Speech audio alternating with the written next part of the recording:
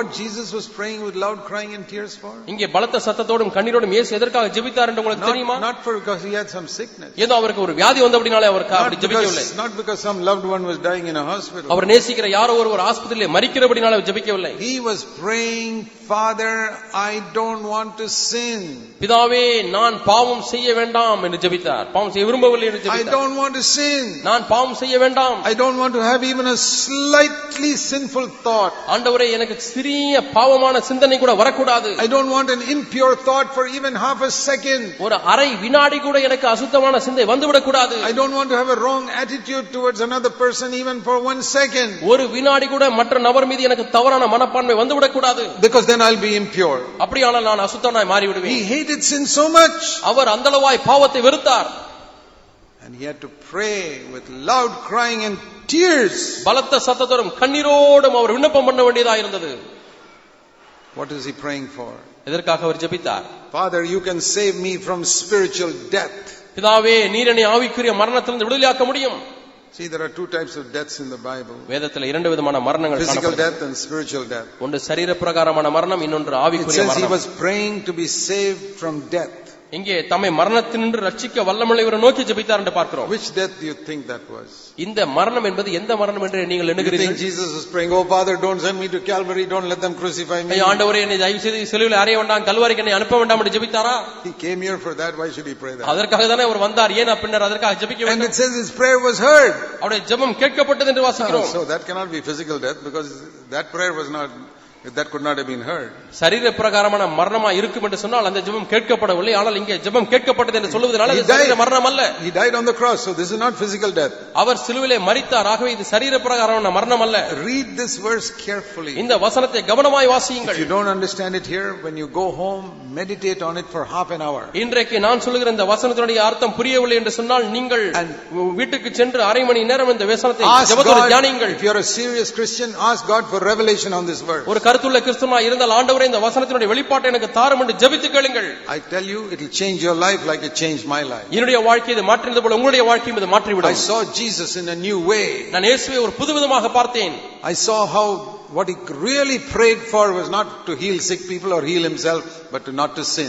ஒரு வியாதியஸ்தனுக்காகவோ அல்லது தனக்கு வியாதி வந்தபடினாலே அவர் அப்படி ஜெபிக்கவில்லை, ஆனால் பாவம் செய்து விடக் கூடாது என்பதற்காக ஜெபித்தார். So many people preach, Lord, give me an anointing to preach the gospel. ஆண்டவரே சுவிசேஷத்தை பிரசங்கிப்பதற்காக எனக்கு ஒரு அபிஷேகத்தை தாரும் என்று எத்தனை பேர் ஜெபிக்கிறார்கள்? Make me a powerful preacher in the pulpit. ஆண்டவரே மேடையிலே வல்லமையான பிரசங்கியா என்னை மாற்றும். What for? To get honor for oneself. எதற்காக இப்படி ஜெபிக்கிறார்கள்? தனக்கென்று கனத்தை பெற்றுக் கொள்வதற்காக, நற்பெயரை பெற்றுக் கொள்வதற்காக. Lord, give me the gift of healing so they can heal the sick. ஆண்டவரே வியாதியஸ்தர்களை குணமாக்க முடியாது, குணமாக்க வரத்தை எனக்கு தாரும் என்று ஜெபிக்கிறார்கள். honor for oneself. தனக்கென்று கனத்தை பெற்றுக் கொள்ள முடியாது. Jesus was not praying for all that. இயேசு இப்படிப்பட்ட கனத்துக்காக ஜெபிக்கவில்லை. Father, don't let me sin even slightly in my thoughts or attitude. பிதாவே என்னுடைய எண்ணத்திலேயோ என்னுடைய மனப்பான்மையிலோ கொஞ்சமாகிலும் பாவம் செய்து விடாதபடி என்னை காத்துக்கொள்ளும். I want to ask you honestly. நேர்மையாய் உங்களை ஒரு கேள்வி கேட்கிறேன். Have you ever prayed with tears not to sin? பாவம் செய்யக்கூடாது என்பதற்காக எப்பொழுதாவது கண்ணீரோடு ஜெபித்ததுண்டா? I have prayed many times like that. நான் பல சமயங்கள் ஜெபித்திருக்கிறேன். With tears. கண்ணீரோடு. Sometimes at night on my pillow. சில சமயங்களில் இரவுகளில் என்னுடைய தலையணை நனைத்து நான் ஜெபித்திருக்கிறேன். Oh Lord, I never want to sin in my life. ஆண்டவரே என்னுடைய வாழ்க்கையில் நான் பாவமே செய்யக்கூடாது. I want to follow my Savior's footsteps. என்னுடைய இரட்சகருடைய அடிச்சுவடை நான் பின்பற்ற வேண்டும். He prayed with loud crying and tears. பலத்த சத்தத்தோடும் கண்ணீரோடும் அவர் ஜெபித்தார். Save me from spiritual death. ஆண்டவரே ஆவிக்குரிய மரணத்திலிருந்து என்னை பாதுகாத்துக் கொள்ளும். And he was heard. அவருடைய ஜெபம் கேட்கப்பட்டது. He never did his own will. ஒரு காலம் அவர் சொந்த சித்தத்தை செய்யவில்லை. And the veil was rent. அங்கே அந்த திரைச்சீலை கிழிந்தது. And that is called a new and living way in which we can walk. இந்த வழி அல்லது மார்க்கம் தான் புதிதும் ஜீவனுமான மார்க்கம் என்று அழைக்கப்படுகிறது. அதற்குள்ளாக நாம் பிரவேசித்து நடக்க முடியும். He opened this way for us. எபிரேயர் 10ஆம் அதிகாரம் 20ஆம் வசனத்திலே அந்த மார்க்கத்தின் வழியாய் நாம் பிரவேசிப்பதற்கு அவர் அந்த வழியை திறந்து வைத்தார். Today we also have a flesh just like he had. அவருக்கு இருந்தது போலவே நமக்கு அந்த மாம்சம் இருக்கிறது. A self will. ஒரு சுய சித்தம். Do you know why you find it so difficult to fellowship with your husband or wife? உங்களுடைய கணவனோட மனைவியோடு ஐக்கியப்படுவதற்கு ஏன் உங்களுக்கு அவ்வளவு கஷ்டம் என்று தெரியுமா? Or why you brothers can't fellowship with each other? அல்லது சகோதரர்களே ஒருவரோடு நீங்கள் ஏன் ஐக்கியப்பட முடியவில்லை, கஷ்டமாக இருக்கிறது? Some of you elders can't fellowship with each other. சில மூப்பர்களே ஏன் உங்கள் ஒருவரோடு நீங்கள் ஐக்கியப்பட முடியவில்லை? I'll tell you the reason. நான் காரணத்தை சொல்லுகிறேன். It's a strong self-will that has never been crucified. இதுவரைக்கும் சிலுவையில் அறையப்படாத உறுதியான சுய சித்தம் அங்கே இருக்கிறது. You sit there thinking you're a very spiritual man. நீங்கள் அங்கே உட்கார்ந்து கொண்டு நான் மிகுந்த ஆவிக்குரியவன் என்று எண்ணிக்கொண்டிருக்கிறீர்கள். You think everybody else is wrong except you. உங்களை தவிர மற்ற எல்லாரும் தவறு என்று சொல்லுகிறீர்கள், எண்ணிக்கொண்டிருக்கிறீர்கள். You know what you need to do? நீங்கள் என்ன செய்ய வேண்டும் தெரியுமா? You need to pray like Jesus. இயேசு ஜெபித்தது போல ஜெபிக்க வேண்டும். Lord, open my eyes. ஆண்டவரே என் கண்களை திறந்தருளும். Please help me to see sin like Jesus saw it. இயேசு பாவத்தை பார்த்தது போல நான் பாவத்தை பார்க்க எனக்கு உதவி செய்யும். Hate it. அதை வெறுக்க உதவி செய்யும். Help me to build fellowship with my fellow believers. என்னுடைய சக விசுவாசிகளோடு ஐக்கியத்தை கட்ட எனக்கு உதவி செய்யும். Build fellowship with you. உம்மோடு கூட ஐக்கியப்பட உதவி செய்யும். Pray with loud crying and tears. பலத்த சத்தத்தோடும் கண்ணீரோடும் விண்ணப்பம் பண்ணுங்கள். That is the way. இதுதான் அந்த வழி. The way that Jesus opened. இயேசு நமக்கென்று திறந்து காண்பித்த வழி. And when you go through this way, இந்த வழி கூடாக நீங்கள் செல்லும் பொழுது you will enter into the Father's presence. நீங்கள் பிதாவுடைய சமூகத்திலே நீங்கள் செல்வீர்கள். This is the meaning of Hebrews 12 verse 2. எபிரேயர் 12ஆம் அதிகாரம் 2ஆம் வசனத்தினுடைய அர்த்தம் இதுதான். It says Jesus, இயேசு verse 2, for the joy set before him in the most holy place endured the cross. அவர் தமக்கு முன் வைத்திருந்த சந்தோஷத்தின் பொருட்டு மகா பரிசுத்த ஸ்தலத்திலே இருக்கக்கூடிய அந்த சந்தோஷத்துக்காக அவர் சிலுவைக்குள்ளாய் கடந்து சென்றார். See Psalm 16 verse 11. சங்கீதம் 16:11.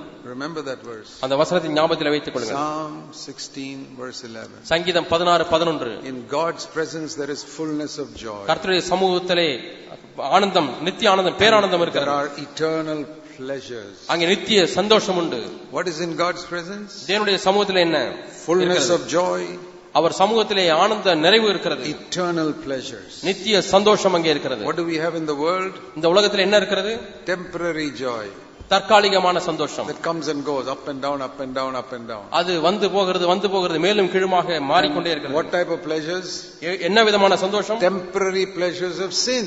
பாவத்தின் அனித்திய சந்தோஷம். But here it says in God's presence there is fullness of joy. ஆனால் தேவனுடைய சமூகத்திலே பரிபூர்ண ஆனந்தம். And there are pleasures forevermore, eternal pleasures. நித்திய பேரின்பமும் உண்டு. That is in the most holy place. இதுதான் மகா பரிசுத்த ஸ்தலத்துக்குள்ளாக காணப்படுகிறது. The person who lives in the most holy place will rejoice 24 hours a day every day of the week. மகா பரிசுத்த ஸ்தலத்துக்குள்ளாக வாழுகிற ஒரு மனிதன் ஒவ்வொரு நாளும் 24 மணி நேரமும் சந்தோஷமாய் இருப்பான். He will never complain. ஒரு காலம் குறை சொல்ல மாட்டான். He will never murmur. ஒரு காலம் முறுமுறுக்க மாட்டான். He will never be in a bad mood. ஒரு காலம் அவன் என்று இருக்க மாட்டான். You say, how can you live such a life? அப்படிப்பட்ட வாழ்க்கை எப்படி பிரதர் வாழ்வது? Yeah, if you walk in the new and living way Jesus walked, you can live such a life. இயேசு சென்ற அந்த புதிதும் ஜீவனுமான மார்க்கத்துக்குள்ளாக நீங்கள் செல்லும் பொழுது இப்படிப்பட்ட வாழ்க்கை வாழ முடியும். Don't be satisfied I go to CFC and I am in a good church. நான் CFC சபைக்கு போகிறேன், நல்ல சபையில் இருக்கிறேன் என்பதனால திருப்திப்பட்டு விட வேண்டாம். Don't be satisfied I am an elder in a good church. நான் நல்ல சபையில் ஒரு மூப்பராய் இருக்கிறேன் என்பதனால சந்தோஷப்பட வேண்டாம். There may be brothers who are not elders who are walking this way.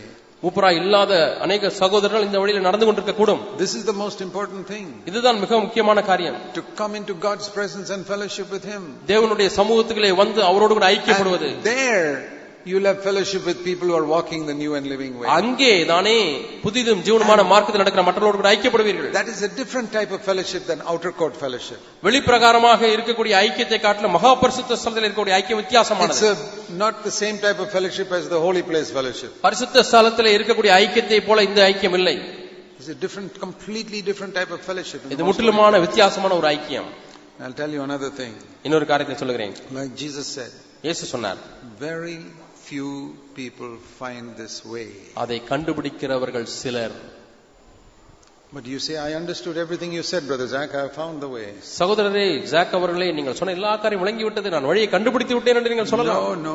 இல்லை. You have understood the way in your head. இந்த வழியை உங்களுடைய மூளையிலே தலையிலே புரிந்து கொண்டீர்கள். You will find the way in the moment of temptation. சோதனை நேரத்திலே தான் அந்த வழியை நீங்கள் கண்டுபிடிக்க முடியும். That after you go home you'll find out whether you have found the way or not. வீட்டுக்கு சென்ற பிறகு சோதனை வரும்போது தான் அந்த வழியை கண்டுபிடித்தீர்களா இல்லையா என்று உங்களுக்கு தெரியும். Don't think because you understand something you have found the way. ஆகவே நீங்கள் ஏதோ ஒன்றை தலையிலே விளங்கி கொண்டபடினாலே வழியை கண்டுபிடித்து விட்டேன் என்று சொல்ல வேண்டாம். Jesus did not say very few will understand the way. மிக சிலரே இந்த வழியை புரிந்து கொள்வார்கள் என்று இயேசு சொல்லவில்லை. The way to life is narrow. ஜீவனுக்கு போகிற வாசல் இடுக்கமும். Many will understand it. அநேகர் விளங்கிக் கொள்வார்கள். Many can explain it. அநேகர் விவரித்து சொல்வார்கள். But very few will find it in the moment of temptation. ஆனால் சோதனை நேரத்தில் வெகு சிலரே அதை கண்டுபிடிப்பார்கள். Very few will find this type of fellowship with the Father and with one another. இந்த விதமான ஐக்கியத்தை பிதாவோடும் மற்ற ஒருவரோடும் கண்டுபிடிக்கிற சிலர்தான். It all depends on how much you hate sin. இவைகள் எல்லாம் எந்த அளவுக்கு பாவத்தை நீங்கள் வெறுக்கிறீர்கள் என்பதை பொறுத்துதான் இருக்கிறது. Make it a goal in your life to hate sin like Jesus hated it. இயேசு பாவத்தை வெறுத்தது போல நீங்களும் பாவத்தை வெறுப்பதையே உங்களை இலக்காக வைத்துக் கொள்ளுங்கள். Sometimes it is good to use pictures. சில சமயத்திலே சில காட்சிகளை நாம் கற்பனை செய்து பார்ப்பது நல்லது. How shall I hate sin? பாவத்தை நான் எப்படி வெறுப்பது? I used to think, do I like to lick the floor with my tongue? நீங்கள் உங்கள் நாவை வைத்து தரையை நக்க விரும்புவீர்களா? Supposing I give you 100 rupees, will you lick the floor with your tongue? 100 ரூபாய் உங்களுக்கு தரேன், கொஞ்சம் தரையை நக்குங்கன்னு சொன்னா நக்குவீங்களா? You may be willing. You may be willing because to get 100 rupees. 100 ரூபாய் கிடைப்பதனால ஒருவேளை நீங்கள் விருப்பமா இருக்கலாம். But now I say, I want you to lick the inside of the toilet. ஆனால் இப்பொழுது சொல்லுகிறேன், ஒரு கழிவறை டாய்லெட்டில் உள்ளே நீங்கள் போய் நக்க வேண்டும் என்று சொல்லுகிறேன். 100 rupees? 100 ரூபாய்? Say no, thank you. வேண்டாம் என்று சொல்லுவீர்கள். That is how I must hate sin. இப்படித்தான் நான் பாவத்தை வெறுக்க வேண்டும். That is what I say to myself. இப்படித்தான் நான் சொல்லுகிறேன். Lord, ஆண்டவரே, just like I have revulsion to lick a toilet. ஒரு கழிவறை போய் நக்குவதா? ஐயோ, அருவருப்பு, அருவருப்பு. That is the way I must hate sin. இப்படித்தான் ஆண்டவரே நான் பாவத்தை வெறுக்க வேண்டும். Bad thoughts, அசுத்த சிந்தை, bad words, அசுத்த வார்த்தைகள், wrong attitude to somebody, மற்றவர் மீது தவறான மனப்பான்மை, pride, பெருமை, unwillingness to humble myself, என்னை நான் தாழ்த்துவதற்கு விருப்பமில்லாமல், not willing to bow down and have fellowship with others. மற்றவரோடு கூட தன்னை தானே தாழ்த்தி ஐக்கியப்பட விரும்பாமல் இருப்பது. Those are all sins. இவைகள் எல்லாம் பாவங்கள். I must hate it like licking a toilet. ஒரு கழிவறை நக்குவதை எப்படி வெறுக்கிறேனோ அதே போல இதை வெறுக்க வேண்டும். That's how I pray. இதான் நான் ஜெபிக்கிறேன்.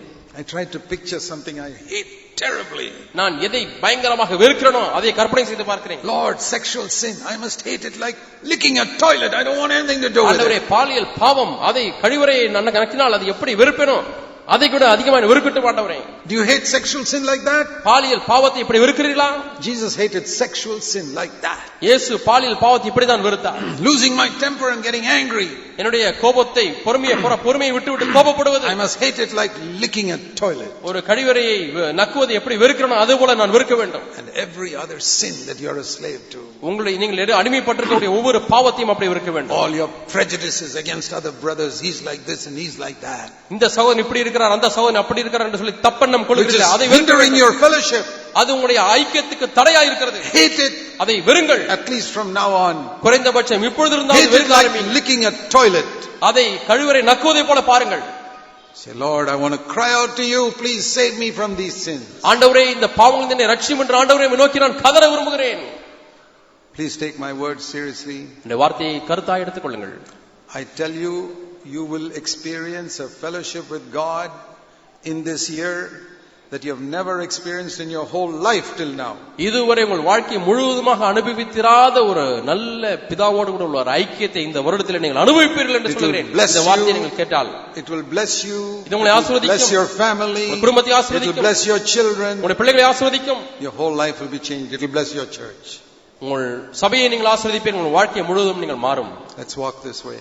நாம் இந்த வழியிலே நடப்போம். Let's pray. நாம் ஜெபிப்போம். Heavenly Father, பரலோக பிதாவே, as we bow before you, முன்பாக நாங்கள் தலை வணங்கும் பொழுது, oh God, I cannot explain this. It's beyond my ability to explain this glorious truth. ஆண்டவரே, இந்த உம்முடைய மகிமையான சத்தியங்களை என்னால் விளக்க முடியாத ஆண்டவரே, அது என்னுடைய திராணிக்கு மிஞ்சி இருக்கிறது ஆண்டவரே, என்னால் விளக்க முடியவில்லை. It's way beyond my ability to explain. ஆண்டவரே, இதை விளக்கக்கூடிய என்னுடைய திறமைக்கு மிஞ்சி இருக்கிறது ஆண்டவரே. I have tried to explain it. அதை விளக்கி சொல்வதற்கு முயற்சித்திருக்கிறேன் என்னால் முடிந்தவரை. I pray that you will give revelation to people in their spirit. ஆண்டவரே, அவருடைய காரியங்களை குறித்து ஒரு வெளிப்பாட்டை மக்களுக்கு தாரும். That at least some people here will be gripped by this. ஆண்டவரே, இங்க இருக்கக்கூடிய மிக சிலராவது ஆண்டவரே இந்த சத்தியத்தினாலே பற்றி பிடிக்கப்படட்டும் ஆண்டவரே. I pray that all our elder brothers will be gripped by this. ஆண்டவரே, எங்களுடைய சபையின் எல்லா மூப்பர்களும் ஆண்டவரே இதனாலே பற்றி பிடிக்கப்பட வேண்டும். They can communicate it to others. ஆண்டவரே, அப்பொழுது இது மற்றவர்களுக்கு அவர்கள் சொல்லுவார்களே ஆண்டவரே. They can build a fellowship with one another that you can shut the mouth of the devil in the heavens. ஆண்டவரே, வான மண்டலங்களிலே பிசாசுடைய வாய்களை அடைக்கத்தக்கதாக இவர்கள் நல்ல ஐக்கியத்தை தங்களுடைய ஸ்தல சபையிலே கட்ட முடியுமே ஆண்டவரே. Do a new work in this year in all of our CFC churches. ஆண்டவரே இந்த வருடத்திலே எங்களுடைய எல்லா CFC சபைகளிலேயும் புதிய ஒரு கிரியை செய்யும் ஆண்டவரே. Bring a revival of fellowship. ஐக்கியத்தின் ஆண்டவரே எழுப்புதலை கொண்டு வாரும். And true holiness. பரிசுத்தத்தின் மூலமாக வரக்கூடிய எழுப்புதலை கொண்டு வாரும். And among these young people. ஆண்டவரே இங்க இருக்கக்கூடிய வாலிப தம்பிகள் தங்கைகளுக்குள்ள எழுப்புதலை கொண்டு வாரும். Pour out your spirit upon us. ஆண்டவரே எங்கள் மீது உம்முடைய ஆவியானவரை ஊற்றும் ஆண்டவரே. We pray in Jesus' name. இயேசுவின் நாமத்தில் ஜெபிக்கிறோம் பிதாவே. Amen. ஆமென்.